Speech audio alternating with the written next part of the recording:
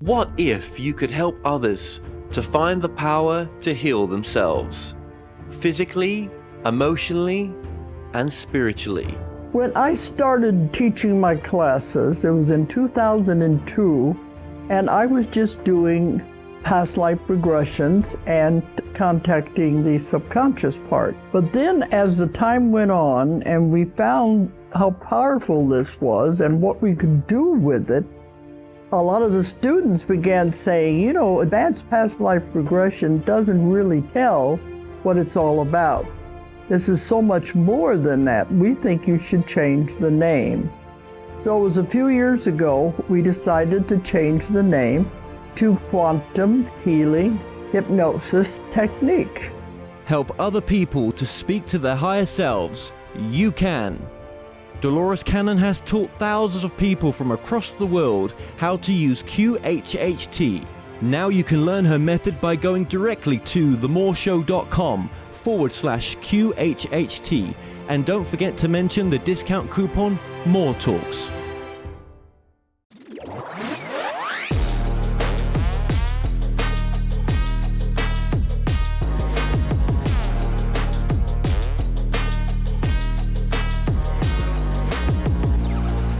Welcome back.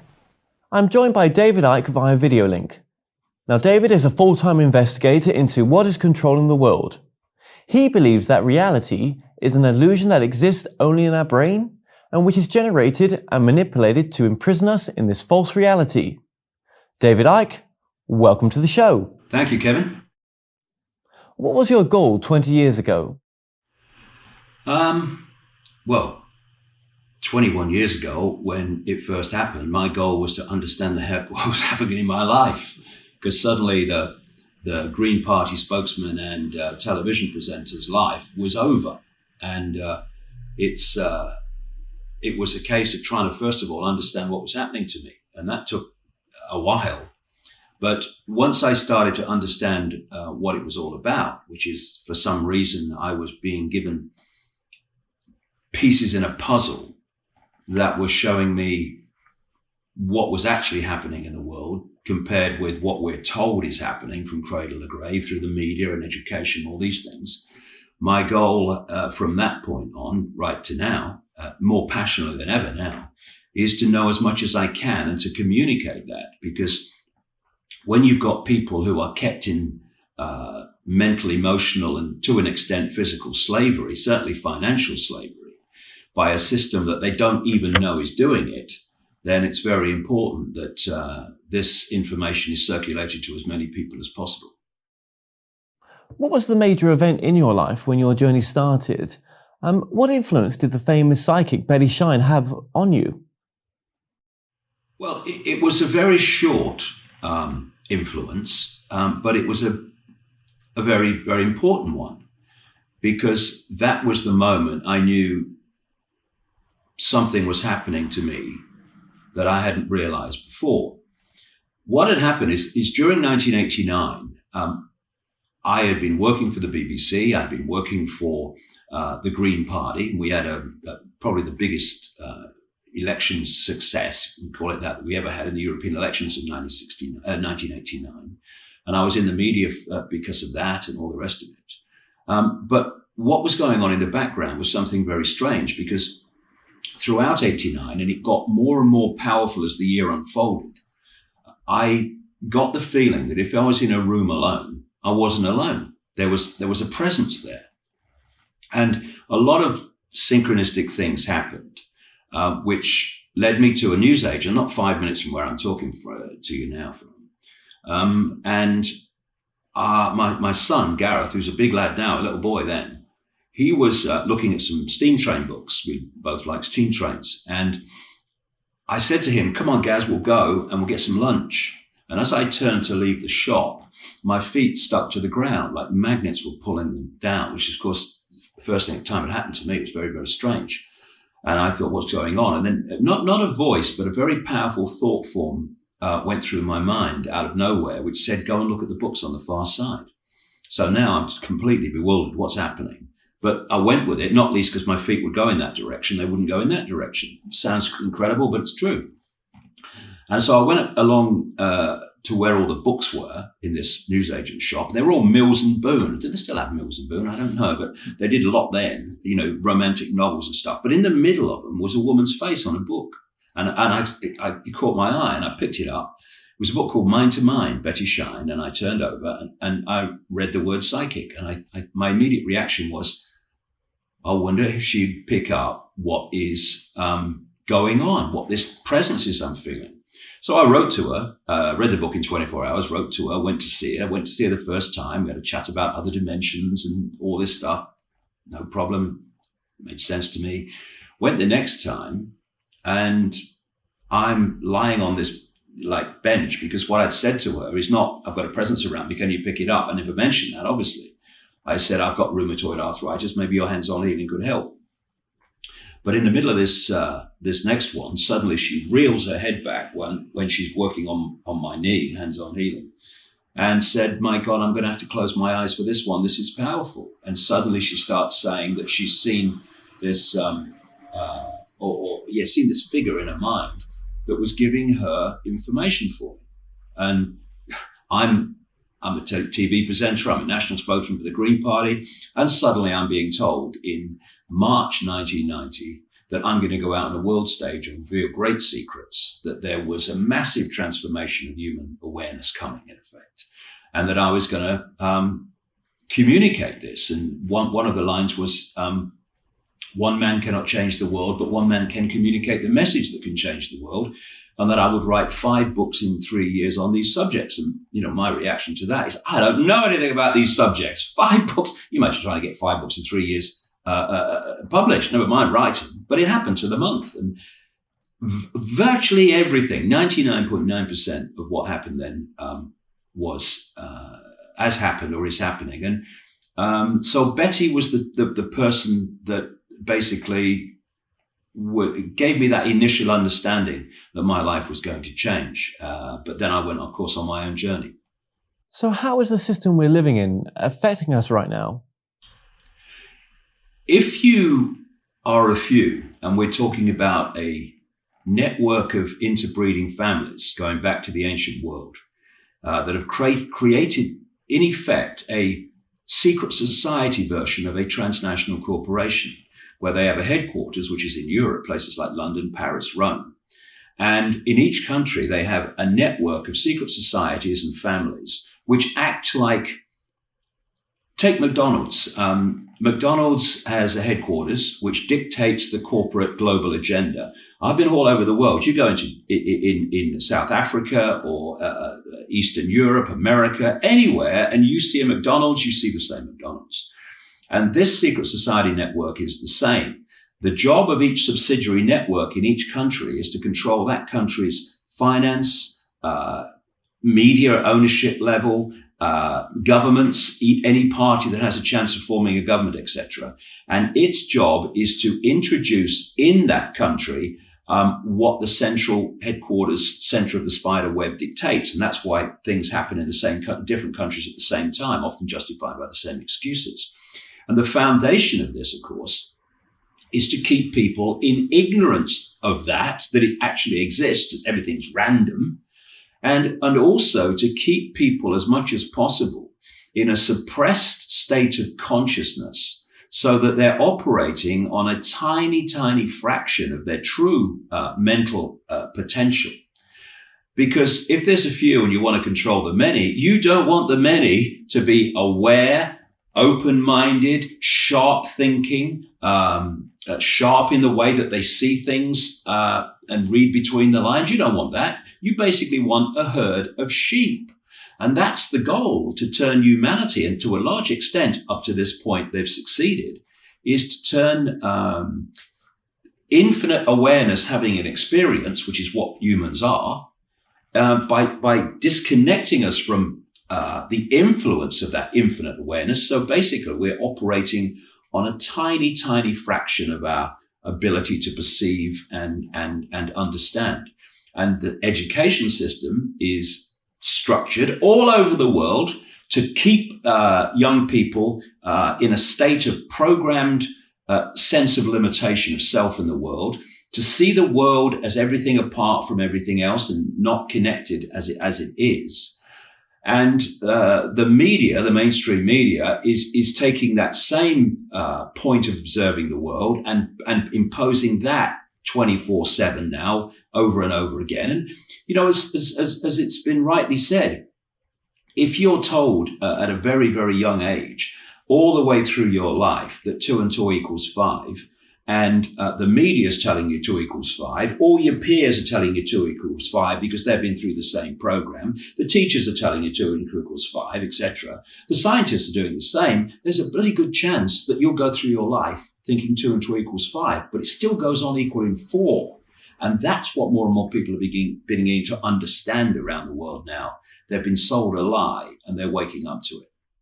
So do you think there's a sort of golden age of consciousness rising right now with people becoming more aware of your work? It's extraordinary, Kevin. You know, first of all, 21, 20, 19, 18 years ago, I was still being mass ridiculed, where I couldn't go in a pub, I couldn't walk down the street, I had to stop my car at the lights, next car, people would be laughing at me. But you know, if what you say has validity and you keep saying it, people can't unhear it. And eventually, if it has validity, it will be shown to be so. And what's happening, or happened over the last few years, is that what I've been saying in my book since the early 90s is now happening on the television news. It's happening in the newspapers. It's happening in our everyday lives and our everyday experience. And so enormous numbers of people now, even for me, shocking numbers of people around the world are looking at my books, are coming to my events, are going, you know, for free to my website, where there's an absolute explosion of free information there about all this. And this is part of something I was told about, funnily enough, when I first saw that psychic, Betty Shine, in 1990. Part of what I was told then was that this awakening was going to take place, that humanity was going to wake up from its amnesia, its coma, its sleep-like state, and it was going to start to see what it hadn't seen before. There was no evidence in 1990, 91, 92, but now, unbelievable. All over the world it's happening. I'm now being invited in parts of the world I've never been invited to before, Eastern Europe and stuff like that, because it's not that the whole world is waking up. Clearly still the vast numbers of people are still seeing life as they did before, although they're questioning it more because of what's happening. But the numbers and the speed in which the curve is rising of people that are almost spontaneously looking at themselves, their own power, their own lives, reality, and world events in a completely different light is absolutely yes. And the next few years are going to be a period where the immovable object that thinks it is, but isn't, the control system, is coming face to face with the irresistible force, which really is, and that's the human awakening to what's really happening and the true power and potential of human consciousness. And we're in for some challenging times as they look each other in the eye, but the outcome will be for our children and grandchildren and young people today, they're going to live in a world that they would think was utopia and impossible from the point of observation as we sit here and talk today. But it's coming. But there's a lot of challenges in the way because this control system is going to throw the kitchen sink and then some to try to keep us under control. And what we're seeing in the Middle East and other countries and all this stuff now, it's all part of this bubbling change that's taking place. Okay, stay with us as we'll have more from David after the break.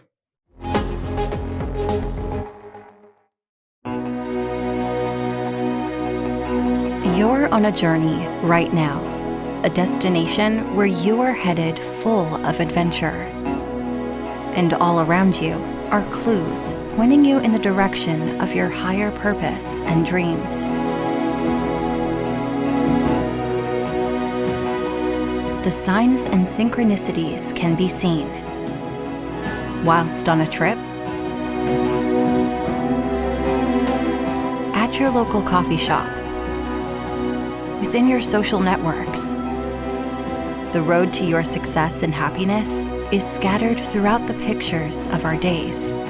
Simply make the connection, that's all. Channeling.com is your source for highly regarded spiritual readers who can direct you on your journey. Use the code TMS1 to receive a discount on your first reading. Welcome back. I'm still joined here currently with David Icke via video link.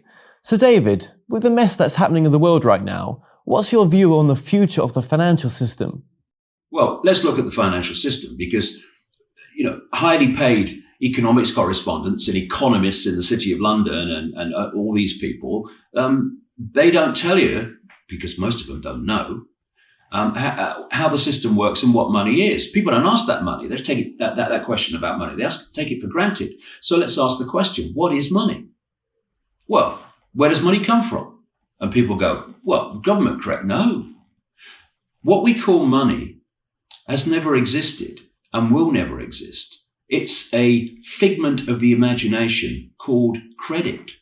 How money is created is by overwhelmingly private banks issuing credit, money that doesn't exist to people, and then charging them interest on it. So when you go to a bank and you want to borrow £50,000, what does the bank do? Does it print any money? No. Does it move any precious metal anywhere? No. It types into your account £50,000 because banks are allowed legally, but outrageously, to lend at least 10 times, and actually far more than that in truth, 10 times that they have on deposit. So every time you put £1 in a bank, you're giving the bank the right to lend 9 or 10 it doesn't have, called credit. It's called fractional reserve lending. So from the moment you borrow this money, and we're talking about a company, an individual, or a country, you borrow this money from the bank that doesn't exist. They just type it into your account. You're now paying them back what they've lent you. Well, they've lent you nothing, plus interest. And if you don't pay them back that according to contract, they can come and get wealth from you that does exist. Your house, your home, your land, your business. And this is how, over a period of centuries, the banking system has taken control of the real wealth of the world. And then you go to the next level and you realize that the banking system, we see different banks, but the system itself is owned by the same few families that control the transnational corporations and the biotech cartel and the oil cartel and the pharmaceutical cartel. You start to realize that the banking system is just a scam to keep the mass of people in a financial, therefore a choice prison, and to hijack the wealth of the world. And what they want to do now, because this crash in 2008 was absolutely manufactured by the core, is they want to create a massive financial problem. They have, but they've got more to come, so that they can offer their solution to it. Because when something's working, you try getting people to change it. You want things not to work so that you can then offer the solution, the change. And what they want and have been working towards for centuries is a world central bank that would dictate to all finance, all global finance in every country. And when they had the crash of 2008, what were the financial institutions, etc., saying?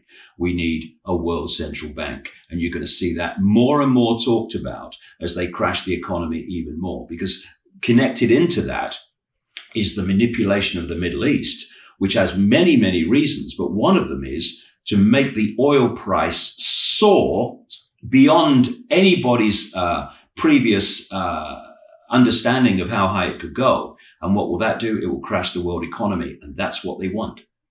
So do you see this current financial system still in place 10 years from now? No, it's going to collapse. One of two things are going to happen. Either they are going to get their world central bank, and then humanity in every part of the world will live under the financial tyranny of a few people sitting around a table dictating world finance. And if people think that's fantastic, we already have that in Europe. It's the European Central Bank is doing that and making decisions that affect the whole of Europe. It's just moving it to another level. Either that will happen, we will be in an even greater financial tyranny than we are now, or people, and this is what's going to happen, people are going to wake up to this, and this system's going to come down. And there's going to be some very, very challenging years as we move from a collapsed financial system, the one we become aware of and the one we've lived with, before something different kind of takes its place. It's a very challenging time, but a very good one, because, you know, if you're in jail and the prison collapses, then it can be very challenging as it collapses. But the outcome is what? You're not in jail anymore. And that's basically the theme of what's happening. So very briefly, David, what is the answer? Is it bartering? Well, there will be a lot of that. The idea that they want, I've been writing about this for nearly 20 years, they want people microchipped. And that microchip will carry your financial details. It will take the place of the credit card, if you like. And the idea of that is to remove all cash that you can hold in your hand, and replace it with a single electronic world currency. And by course, the great financial crash, oh, look, the only way of sorting this out, we need a one world electronic currency, is to create this situation. You go into a shop or a store or whatever, and you hand over electronic money, eventually through the microchip, if we let them do it. And they say, oh, I'm sorry, the computer won't accept your money. Well, at the moment, although cash is going out of circulation very fast around the world, at the moment you could still say, oh, well, I better pay cash then. What happens when there's no cash and that computer system says no to your electronic money? You have no way of purchasing other than barter, and that's what it's about, control. So this links into your work on a one world bank, but what about a one world army? Where is this leading to with the current situation? Are we going for another war? Well, I've been writing about this for years too. They want a third world war, and this is not with hindsight, since Libya and Egypt and Bahrain. This is something I've been writing about for years. They want a third world war, and they want to trigger that by a conflict in the Middle East, which eventually draws in China and Russia. And of course, I said eventually draws in Europe and America. Europe and America are already involved. And see, it's a simple equation, Kev. If you want to control the mass of the people, and there's only a few of you, you have to incessantly centralize decision-making. Because the more diversity of decision-making you have within the wider community, the less control any few at the center can have. They can't keep control of it. So you draw everything to the center, and then what they want is decisions made affecting everybody on a global level, basically around a few tables. So they want a world central bank dictating global finance. They want a world government dictating politically to all countries. They want a world army to impose the will of the world government on any country that won't have it. And they want a world single currency. Now, I wrote in a book, in 1994 called And the Truth Shall Set You Free, that part of the manipulation of the world army would be that we would see, remember 1994, I wrote this, would be NATO and NATO countries operating more and more and more outside the North Atlantic arena that they're supposed to have been put together for. We now have them in Afghanistan. Of course, we now have them in Libya. And they're operating as a de facto world army. And this is the stepping stones to the fully fledged world army that you were talking about. Why hasn't mainstream radio and TV picked up on this then? Well, I worked in mainstream media for years. Some of the most uninformed people I've ever met in my life are journalists in the mainstream and politicians. Extraordinary. They're repeaters. They just repeat what people tell them. You know, you'll see a story start like a war. And maybe for 24 hours, they'll say, oh, so-and-so, the government claims this is happening. But then the claims is gone, and suddenly what the government says is real. I have to laugh, really. I shake my head. I'm looking at the coverage of Libya and other such things, like Saddam Hussein, and I hear mainstream journalists say, the Libyan regime says this, but we have no independent verification. And I'm thinking, yeah, That's journalism. Nice one. And then they'll say, oh, the government says this, the US says this, France says this. No, but we don't have independent verification. They're just repeaters. They don't know what's going on because they've not done the research. I've been researching for 21 years full time. I've been to 55 countries doing it and talking about it. That's the level of research that is necessary to uncover what is really going on. And of course, to uncover something that doesn't want to be uncovered. You can't do that being sent out on this story today and then on that story tomorrow. You have to focus on this subject full time. They don't do it. They'd have no idea. But when you go up the pyramid structure to the peak of the pyramid of these media organizations, the people that control them sure as heck knows what's going on. And they've created a structure within the media, radio, television, newspapers, where what is really going on never gets to the people. That's why it's through internet sources and other sources that people like me have to do it. And where can people find out more about your work, David? DavidIcke.com. That's the best place to start. There's just a fantastic number of videos on different subjects and information. There's a headlines page, which is updated every day to put current events in a, shall we say, a different perspective of what they really mean. And, it's like everything else that I've been involved in. It's just exploding. I mean, we had the website go down about a month ago because it couldn't cope with the traffic and we've had to update it and upgrade it. And that's a wonderful thing because 20 years ago, around that period, 1991, 92, 93, if I was doing a public event in a phone box, there'd have been room to walk around. Now, thousands come. There is an awakening. It's a fantastic time to be alive. Thank you so much for joining us, David. Kevin, thank you very much. To find out more information on today's guest, visit my website, themoreshow.co.uk, and look up David under past guests. You can also follow us on Facebook and Twitter to find out the latest updates on the coming shows. So until next time, thanks for watching.